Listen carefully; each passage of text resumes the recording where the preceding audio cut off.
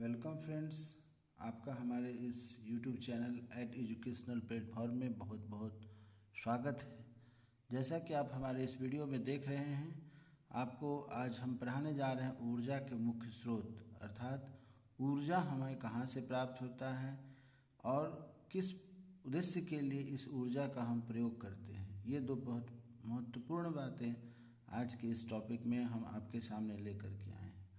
आप आगे बढ़ने से पहले हमारे इस YouTube चैनल एजुकेशनल प्लेटफॉर्म को सब्सक्राइब करें, इसलिए कि यह हमारा टॉपिक जो आपके सामने है ऊर्जा के स्रोत और ऊर्जा के उपयोग, यह बहुत ही महत्वपूर्ण टॉपिक है, न केवल CTET 2022 के लिए बल्कि अन्य आने वाली परीक्षाओं के लिए भी आपके लिए बहुत ही महत्वपूर्ण होगा। तो छात्र छात्राओं, अभ्यर्थियों, यदि आप CTET के स्टूडेंट हैं, 2022 में परीक्षा देने के लिए तत्पर हैं, तैयार हैं, तो आपके लिए बहुत ही अच्छा यह वीडियो कारगर साबित होगा।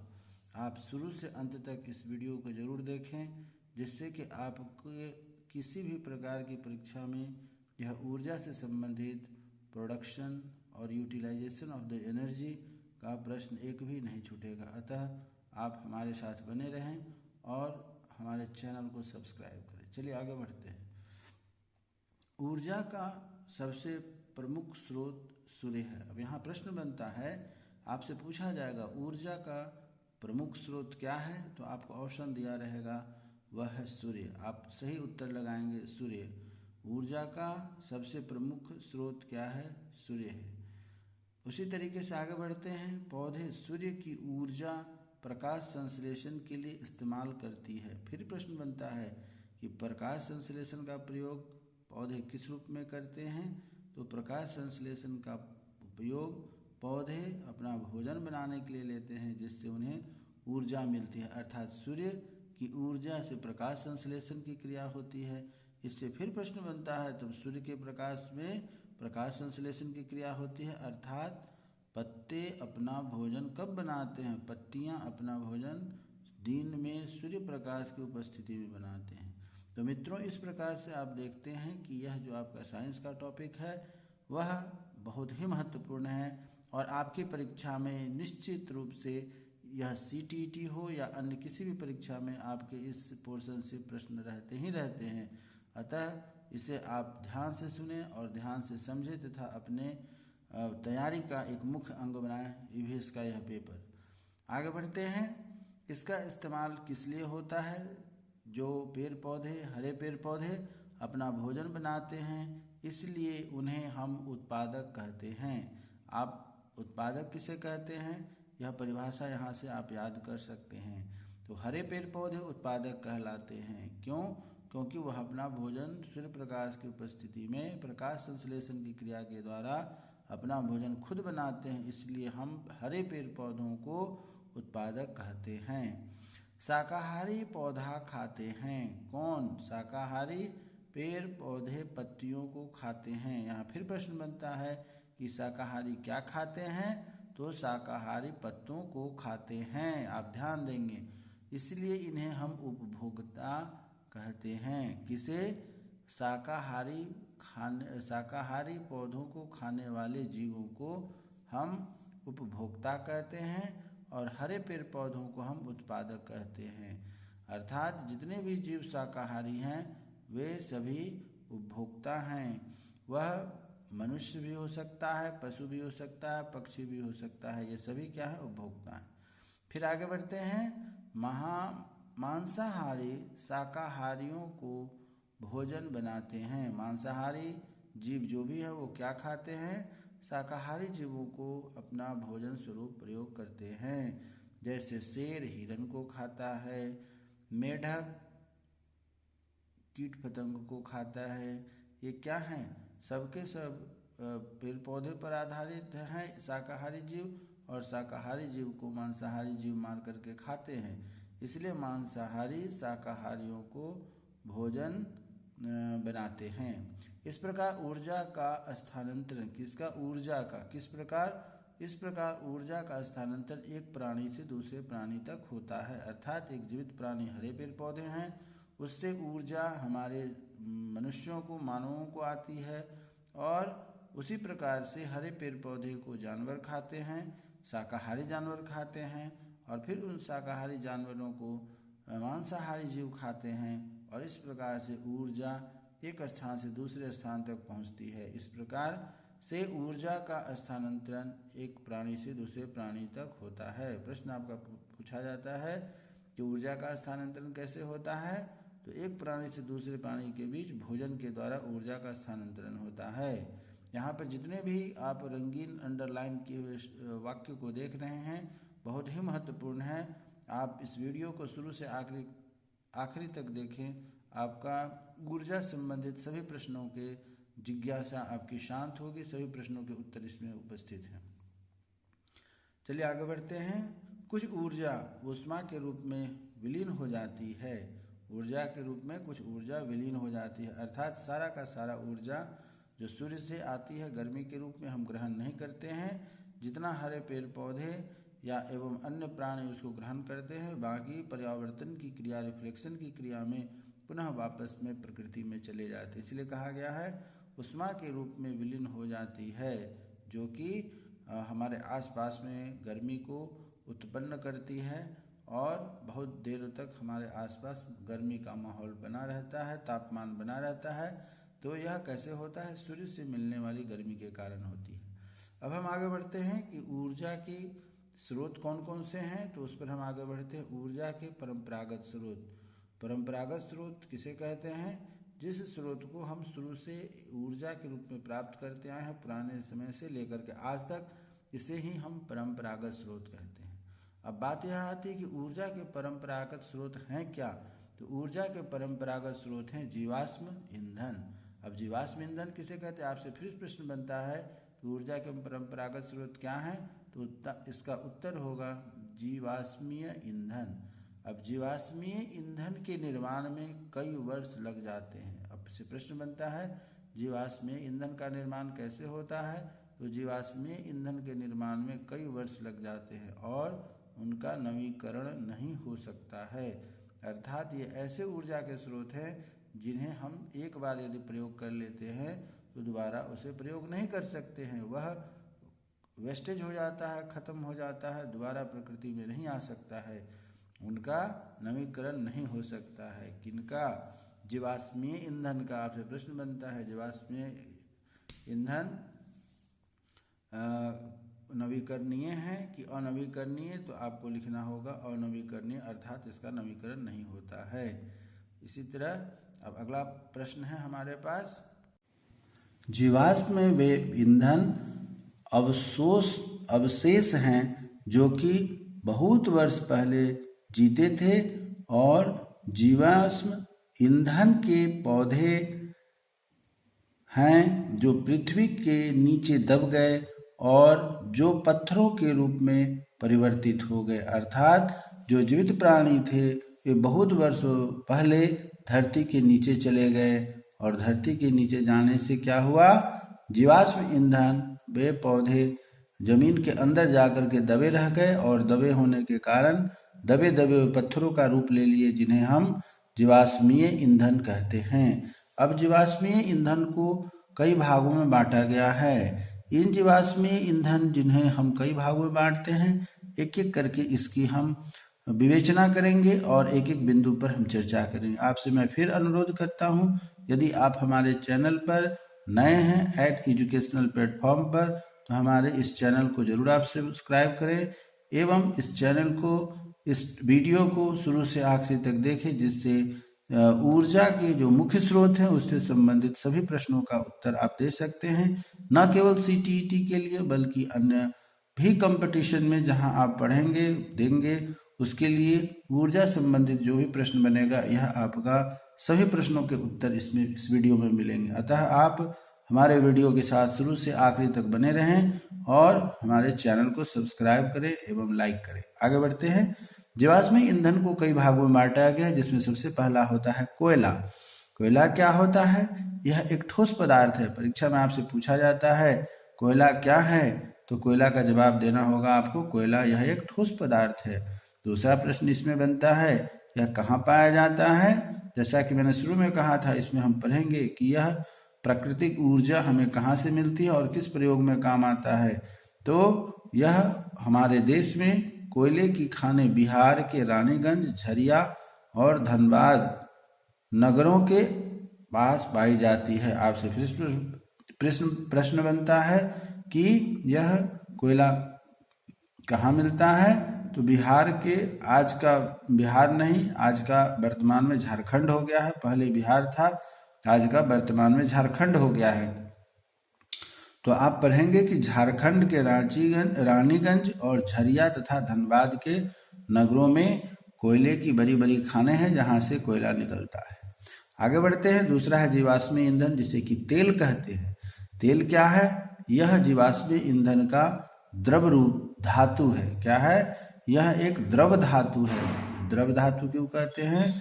भारत में तेल पश्चिमी तट तथा राजस्थान, गुजरात और आसाम की डिगबोई तेल क्षेत्र में पाया जाता है। फिर यहाँ प्रश्न बनता है कि तेल पश्चिमी तट कहाँ कहाँ पाया जाता है। तो तेल, प्राकृतिक तेल जो धरती के नीचे से हमें प्राप्त होता है, यह तेल भारत के पश्चिमी तट पर राजस्थान, गुजरात और आसाम की दिग्बोई में क्षेत्रों में पाया जाता है। तीसरा प्रश्न बनता है कि प्राकृतिक गैस, जीवाश्म ईंधन का तीसरा टॉपिक है प्राकृतिक गैस। ये प्राकृतिक गैस क्या होती है? यह विभिन्न प्रकार के गैसों का मिश्रण है। क्या है? यह विभिन्न प्रकार के गैसों का मिश्रण है। आपसे परीक्षा में पूछा जाता है प्राकृतिक गैस क्या है, तो इसका हम जवाब देते हैं यह विभिन्न प्रकार के गैसों का मिश्रण है। खाना बनाने के प्रयोग में आने वाले गैस को एलपीजी या पेट्रोलियम गैस कहते हैं। खाना जो हमारे घर में बनता है, सिलेंडर में जो गैस भरा होता है, उसे हम क्या कहते हैं? उसे हम एलपीजी कहते हैं। इन्हें शॉर्ट में हम कभी कभी द्रवित पेट्रोलियम गैस भी जानते हैं। एलपीजी को फुल फॉर्म होता है द्रवित पेट्रोलियम गैस और लिक्विफाइड पेट्रोलियम गैस, और यह सिलेंडर में भरकर लाई जाती है। संपीड़ित प्राकृतिक गैस या सीएनजी जैसे बसों, स्कूटर आदि रिक्शों में भरे जाते हैं, जो हमारे यातायात में, वाहन में प्रयोग किए जाते हैं। इस तरीके से जीवाश्म ईंधन का 3 टॉपिक हमारा पूरा होता है। पहला था कोयला, दूसरा है तेल, तीसरी है प्राकृतिक गैस। अब आगे टॉपिक पर हम आगे बढ़ते हैं। हमारा टॉपिक है ऊर्जा के गैर परंपरागत स्रोत। अभी हमने आगे पढ़ा था ऊर्जा के कौन कौन से स्रोत हैं, भूमिगत में जीवाश्मी ईंधन। अब पढ़ते हैं ऊर्जा के गैर परंपरागत स्रोत, अर्थात वैसे स्रोत जो कभी भी समाप्त नहीं होने वाले हैं, उन्हें हम ऊर्जा के परंपरागत स्रोत कहते हैं। आपसे प्रश्न बनता है कि ऊर्जा के गैर परंपरागत स्रोत क्या हैं। तो इसकी पहचान है कि यह नवीनीकृत संसाधन है, अर्थात यह ऊर्जा का स्रोत कभी समाप्त नहीं होगा और यह नवीकरणीय है, अर्थात यह हमेशा नए रूप में हमारे सामने प्रस्तुत होता है और हम उसका अधिक से अधिक प्रयोग करते हैं, और जितना भी प्रयोग करते हैं वह न हमारी प्रकृति के लिए हानिकारक है और ना ही यह दोबारा नुकसान होने की चीज़ है, खत्म होने की चीज़ है। इसे हम जितना चाहें प्रयोग कर सकते हैं। इसीलिए कहा गया है कि यह नवीनीकृत संसाधन है और यह कभी समाप्त नहीं होने वाला होता है। तो गैर पारंपरिक स्रोत में कौन कौन से हैं? नंबर 1 में आता है सौर ऊर्जा। सौर ऊर्जा या सूर्य से प्राप्त होने वाली ऊर्जा सबसे अधिक महत्वपूर्ण है। हमारे पास सोलर प्लेट, सोलर सिस्टम सौर ऊर्जा का ही दूसरा नाम है। सौर ऊर्जा या सूर्य से प्राप्त होने वाली ऊर्जा सबसे अधिक महत्वपूर्ण होती है। यह प्रकृति में व्यापक रूप से पाई जाती है, अर्थात यह प्रकृति में सबसे अधिक मात्रा में पाई जाने वाली ऊर्जा का स्रोत है और यह कभी समाप्त नहीं होने वाली ऊर्जा का स्रोत है, पाई जाती है, और यह प्रदूषण रहित है। यह सबसे अच्छी बात क्या है कि इससे प्रदूषण नहीं होता है। आपसे परीक्षा में पूछा जाएगा प्रदूषण रहित ऊर्जा का स्रोत क्या है, तो हम कहेंगे सौर ऊर्जा। प्रदूषण रहित गैर परंपरागत ऊर्जा का स्रोत क्या है, तो हम कहेंगे सौर ऊर्जा। सौर ऊर्जा मतलब सूर्य से प्राप्त होने वाली ऊर्जा को हम सौर ऊर्जा कहते हैं। गैर परंपरागत स्रोत में दूसरा है ऊर्जा का स्रोत जिसे हम वायु ऊर्जा कहते हैं। इसे हम इंग्लिश में विंड एनर्जी भी कहते हैं। वायु ऊर्जा का परंपरागत रूप में घरेलू कार्यों के लिए और खेतों की सिंचाई के लिए, पानी उठाने के लिए काम में किया जाता है। कहाँ कहाँ इसका प्रयोग है? पारंपरिक रूप से घरेलू कार्यों के लिए और खेती सिंचाई के लिए, पानी उठाने के लिए इस वायु ऊर्जा का प्रयोग किया जाता है। किस प्रकार से? वायु की गतिज ऊर्जा विद्युत ऊर्जा में परिवर्तित हो जाती है, अर्थात जहाँ जहाँ भी वायु ऊर्जा के स्रोत है वहाँ पर टरबाइन लगी होती है जो कि विद्युत उत्पन्न करती है। तो बच्चों, क्या आप जानते हैं कि यह वायु ऊर्जा कहाँ इसकी कारखाना लगाई जाती है? तो समुद्र के किनारे यह लगाई जाती है। समुद्र में उठने वाली लहरों से यह मशीन चलती है और जिससे कि ऊर्जा अधिक से अधिक मात्रा में उत्पन्न होती है। इसलिए कहा गया है कि पारंपरिक रूप से घरेलू कार्यों में के लिए और खेती सिंचाई के लिए, पानी उठाने के लिए काम हुआ है। वायु की गतिज ऊर्जा विद्युत ऊर्जा में परिवर्तित होकर के प्रयोग में लाई जाती है। अब हम आगे बढ़ते हैं। गैर परंपरागत स्रोत में एक और है, उसे हम कहते हैं जल विद्युत ऊर्जा, अर्थात hydro electricity. Hydro electricity hydrogen gas होता है और हाइड्रोजन और ऑक्सीजन दोनों मिलकर के पानी का निर्माण करते हैं। इसीलिए इस विधि से उत्पन्न होने वाले जल विद्युत को हम हाइड्रो इलेक्ट्रिसिटी कहते हैं। गिरते हुए या बहते हुए जल की गतिज ऊर्जा जो विद्युत उत्पन्न की जाती है उसे हम विद्युत ऊर्जा कहते हैं, जल विद्युत ऊर्जा कहते हैं। फिर से मैं रिपीट करता हूँ, जल विद्युत ऊर्जा किसे कहते हैं? तो गिरते हुए या बहते हुए जल की गतिज ऊर्जा, गिरते हुए ऊंचाई से झरने के रूप में, प्रपात के रूप में, जब कोई नदी नाले जब ऊपर से नीचे की ओर गिरते हैं, बहते हैं, पानी जब गिरता है तो गिरते हुए या बहते हुए जल की गतिज ऊर्जा जो विद्युत उत्पन्न की जाती है उसे हम जल विद्युत कहते हैं। यह हमारा गैर परंपरागत स्रोत का तीसरा पॉइंट था। आगे हम बढ़ते हैं। फिर से क्या है हमारा अगला स्रोत? हाँ, तो मित्रों, अब आपके पास है गैर पारंपरिक स्रोत के अगला स्रोत क्या है? वह है ज्वारीय ऊर्जा। ज्वारीय ऊर्जा किसे कहते हैं? इसे हम इंग्लिश में टाइडल एनर्जी कहते हैं। ज्वारीय शक्ति या ज्वारीय ऊर्जा जल विद्युत का ही एक रूप है, जिसे हमने अभी कुछ देर पहले पिछले पॉइंट्स में पढ़ा। जल विद्युत किसे कहते हैं, वायु विद्युत किसे कहते हैं, यहाँ भी वही देख रहे हैं। ज्वारीय शक्ति या ज्वारीय ऊर्जा यह कहाँ उठता है? समुद्र में। प्रश्न बनता है ज्वारीय ऊर्जा कहाँ से प्राप्त होता है? तो समुद्र में उठने वाले लहरों से हमें ज्वारीय ऊर्जा प्राप्त होती है। तो ज्वारीय ऊर्जा या ज्वारीय ऊर्जा जल विद्युत कहलाता है। ज्वारीय ऊर्जा समुद्र की या सागर की लहरों की ऊर्जा होती है। जैसा मैंने आपको बताया कि जितने भी अंडरलाइन आप पीले रंग से देख रहे हैं, ये बहुत ही महत्वपूर्ण पॉइंट है, इसे आप याद रखेंगे। यही बात कही जा रही है कि ज्वारीय ऊर्जा समुद्र की या सागर की लहरों की ऊर्जा है। समुद्र में आने वाले ज्वार भाटा मतलब आप समझ रहे हैं, समुद्र की लहरें जो बहुत तेजी से उठती है, ऊपर उठने वाली लहर को ज्वार कहते हैं और गिरने वाली लहर को भाटा कहते हैं। इस प्रकार से ज्वार भाटा का निर्माण होता है।